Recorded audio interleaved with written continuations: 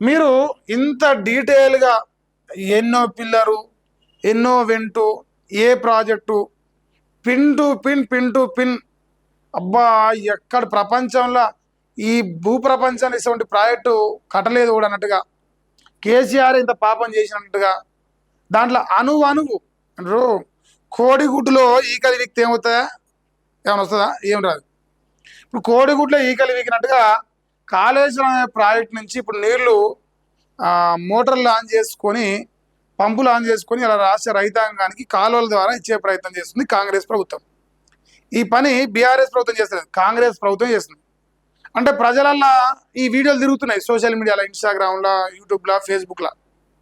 ఏమని తిరుగుతున్నాయి? ఆ పంపులు ఆన్ చేసి ఇంకో సుందిల్లో ఆన్ చేసిర్రు, మేడారం దగ్గర ఏమంటారు దీని పేరు మేడిగడ్డ దగ్గర, లేదంటే అన్నారం దగ్గర, సుందిల దగ్గర ఏ ప్రాజెక్టు కూడా, ఏ పిల్లలు కూడా కూలిపోతలేదు. ఇవన్నీ వీడియోలు వస్తున్నాయి.